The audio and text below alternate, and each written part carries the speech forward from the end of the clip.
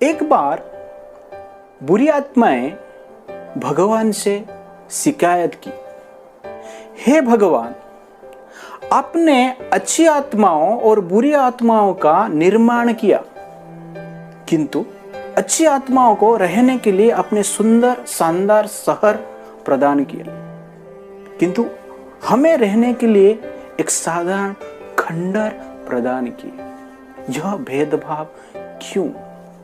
हम दोनों ही आपके संतान हैं। भगवान ने कहा, मैंने दोनों का एक जैसा निर्माण किया, किंतु आप लोग आपके कर्म के कारण बुरी बन गए। किंतु बुरी आत्माएं भगवान को शिकायत करने लगे और भेदभाव का आरोप लगाने लगे। भगवान कुछ देर तक विचार किए।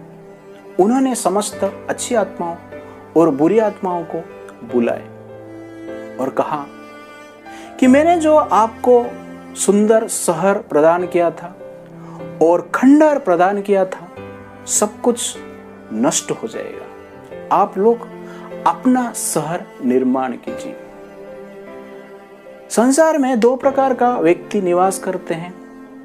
एक सत्य के आधार पर जीता है, सत्य बोलता है, और दूसरे असत्य के आधार पर जीते हैं और असत्य आचरण करते हैं, असत्य बोलते हैं। सत्य बोलने पर कुछ ईंट प्रकट होंगे और असत्य बोलने पर कुछ ईंट प्रकट होंगे। अभी आप लोग निर्णय कीजिए कि किस प्रकार ईंट से आप अपना शहर का निर्माण करना चाहते हैं। दोनों ईंट मजबूती से समान होंगे।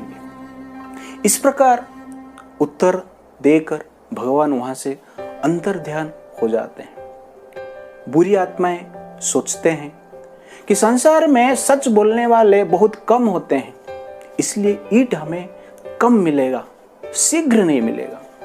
लेकिन झूठ बोलने वाले अधिक होते हैं, इसलिए हम ये निर्णय लेते हैं, झूठ बोलने पर जो ईंट प्रकट होंगे, उस ईंट के आधार पर हम अपना शहर बनाएंगे।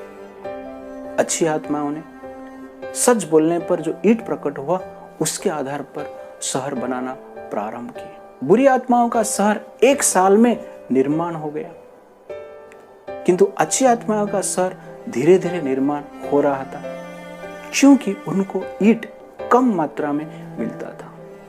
बुरी आत्माओं को ईंट अति शीघ्र और अधिक मात्रा में प्राप्त होता था, किंतु अच्छी आत्माएं 2 साल के भीतर अपना सुंदर शानदार शहर निर्माण किए। इस प्रकार बुरी आत्माएं और अच्छी आत्माएं दोनों उनके द्वारा निर्माण किया गया सुंदर शहर में रहने लगे।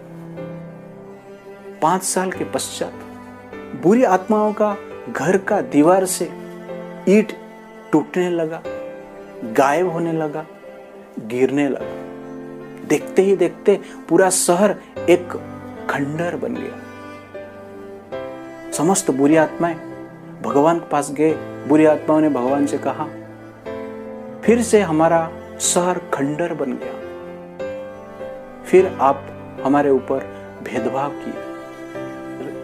भगवान ने मुस्कुराते हुए कहा कि आप लोगों ने झूठ के आधार पर बना हुआ ईंट से शहर बनाया था, लेकिन अभी झूठ पकड़ा गया है। कितने लोग पुलिस की भय के कारण घर से गायब है, इसलिए आपका ईंट भी गायब हो रहा है। कितने लोग को पुलिस मार मार कर हड्डी तोड़ दिया है, इसलिए आपका ईंट भी टूट रहा है। कितने लोग पुलिस की भय से मूर्छित हो रहे हैं, इसलिए आपका ईंट गिर रहा है। आप आपके कर्म के कारण खंडहर में ही जिएंगे, निवास करेंगे। इस प्रकार कहते हुए भगवान वहां से अंतर्ध्यान हो जाते हैं। झूठ के आधार पर मिला हुआ सफलता अस्थिर होता है और अंत में असफलता ही प्राप्त होती है, किंतु सच के आधार पर मिला हुआ सफलता स्थिर होता है और लंबे समय तक चलता रहता है। झूठ की आयु कम होती है, परंतु सच की आयु लंबी होती है। The city with falsity falls very soon. The city with corruption face destruction very soon. Falsity is the cause of stressful mentality and truth is the cause of peaceful mentality.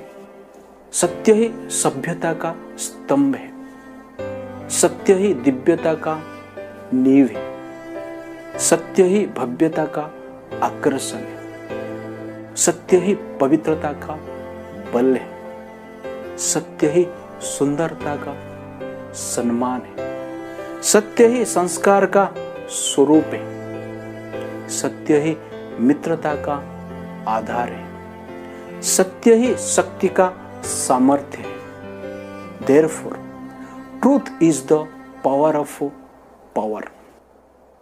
Be truthful, be peaceful. सत्यमेव जयते. हरे कृष्ण.